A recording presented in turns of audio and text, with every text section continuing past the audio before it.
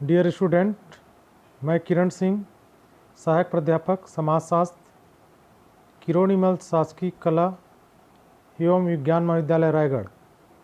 आज के इस कक्षा में हम एमए द्वितीय सेमेस्टर प्रश्न पत्र 33 रूरल डेवलपमेंट एंड चेंज और इसके अंतर्गत 4th unit rural social problem, इसमें एक टॉपिक है ऋणग्रस्तता। आज हम इसी ऋणग्रस्तता विषय पे चर्चा करेंगे। तो इस विषय पे चर्चा करने से पहले मैं सामान्य रूप में ऋण और ऋणग्रस्तता पे प्रकाश डालना चाहूँगा। तो सबसे पहले मैं ऋण को बताना चाहूँगा। ऋण होता क्या है? जो किसी से मांगा या लिया जाता है। सामान्यतः यह ली गई संपत्ति को व्यक्त करता है। ये ऋण, यही ऋण की सामान्य की परिभाषा है। इसके बाद हम देखेंगे ऋणग्रस्तता। एक बार ऋण लेने के बाद उसे वापस करने का संसाधन नहीं जुटा पाते और यह निरंतर ब्याज भरते रहते हैं और फिर भी ऋण से छुटकारा नहीं मिल पाता। यह है ऋणग्रस्तता। मतलब सामान्य दृष्टिकोण से हमने यहाँ पर देखा कि ऋण जो किसी से मांगा लिया जाता है और सामान्यतः यह ली गई संपत्ति को व्यक्त करता है, यह ऋण कहलाता है। उसी प्रकार एक बार ऋण लेने के बाद उसे वापस करने का संसाधन नहीं जुटा पाना और उसके एवज में निरंतर ब्याज भरते रहना और फिर भी ऋण से छुटकारा नहीं पाना, ये है ऋणग्रस्तता। ठीक है। अब इसके बाद हम आज इस टॉपिक पे चर्चा करते हैं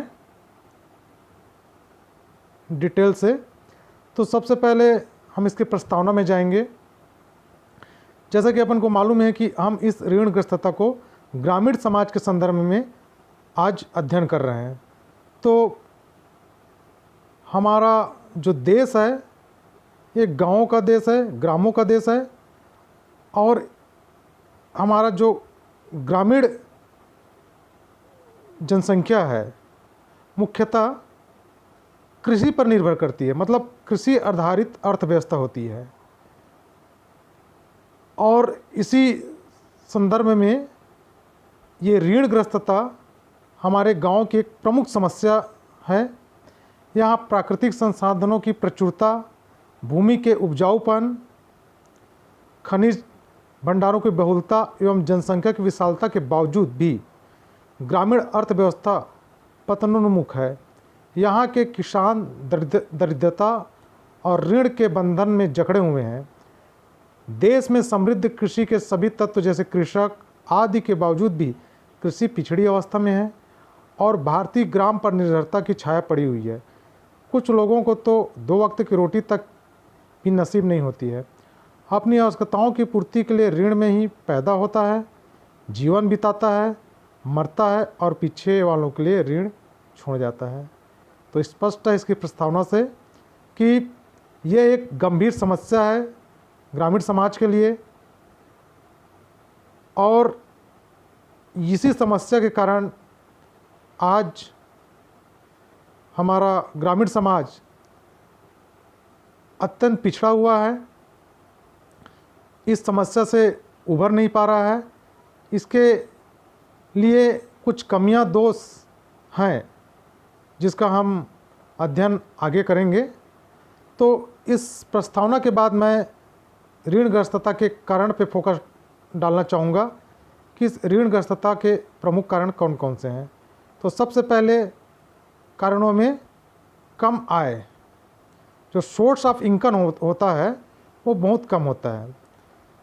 ग्रामीण लोगों के आय इतनी कम है कि वे अपनी तथा अपने पर आश्रित लोगों की मौलिक आवश्यकताओं की पूर्ति नहीं कर पाते और इसके लिए उन्हें ऋण लेना होता है।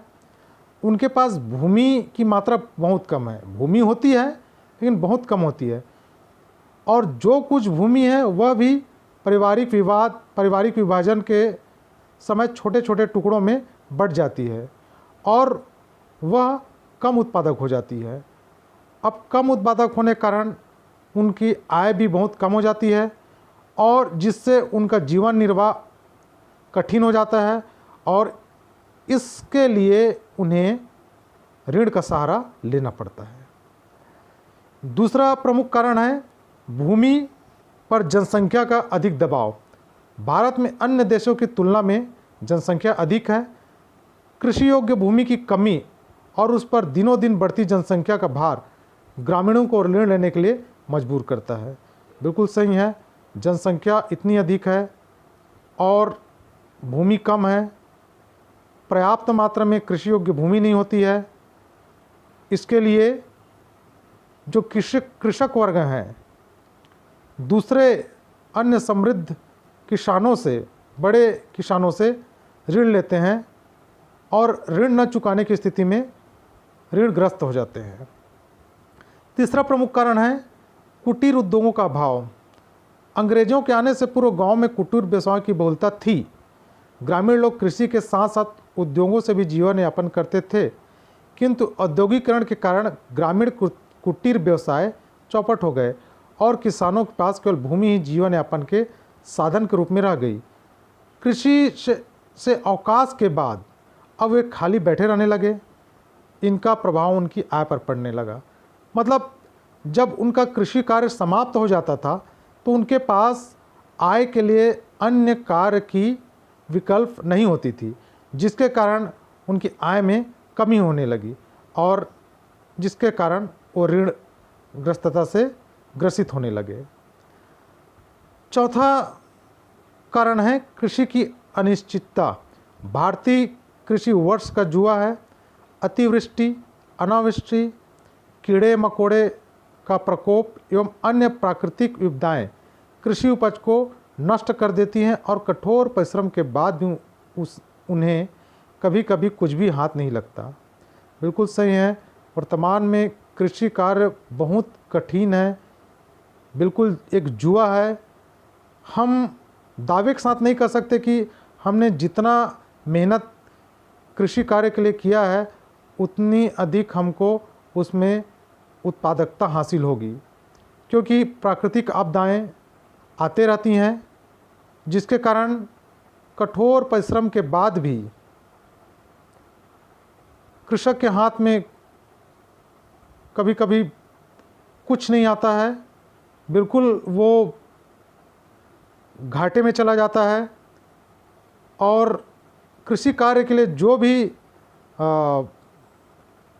उर्वरक, बीज लगते हैं उनके लिए भी पैसे नहीं बचते हैं, जिसके कारण उन्हें ऋण का सहारा लेना पड़ता है।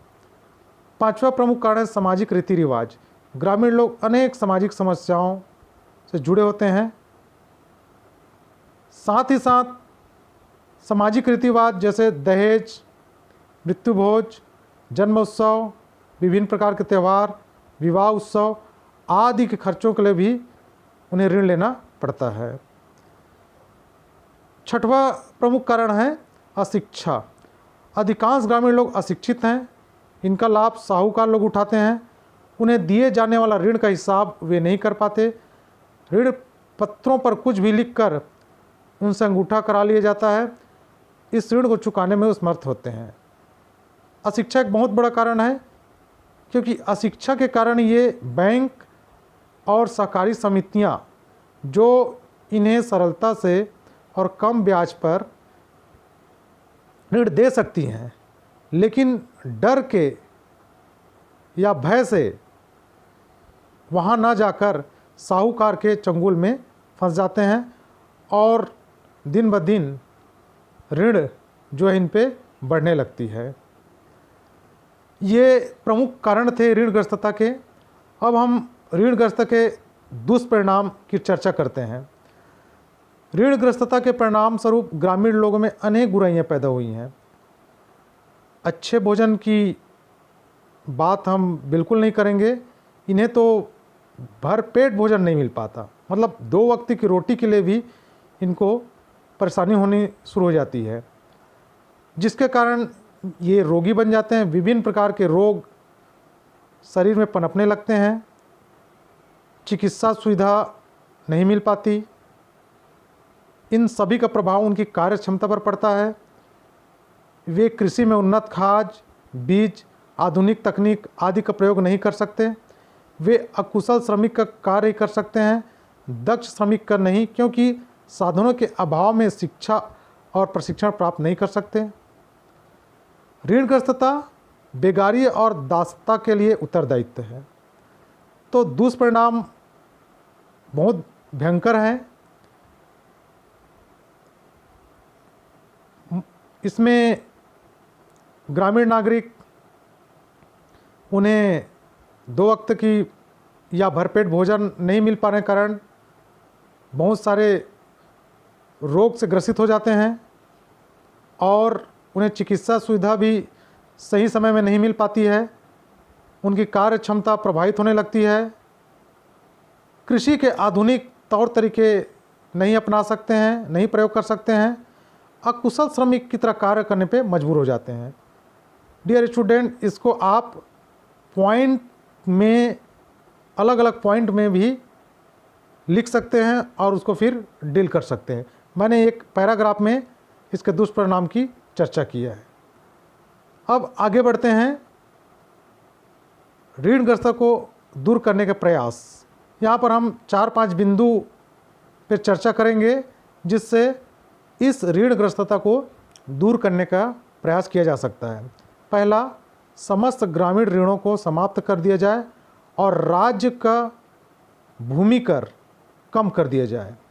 दूसरा है, भूमि संबंधी अधिकार तथा ऋण संबंधी सभी दावे रद्द कर दिए जाएं। तीसरा है, ग्रामीण जीवन को संगठित करने के लिए पुनः एक नया प्रयास किया जाए जिसमें ना कोई जमींदार हो, ना ऋणी हो और ना ही भूमि कर भारी बोझ हो। चौथा है, ग्रामीण क्षेत्र में उत्पादन की शक्तियों को विकसित किया जाए, मानव की उत्पादक क्षमता में वृद्धि की जाए एवं कृषि के भार को कम किया जाए। तो ये 4-5 बिंदु हैं जिस पे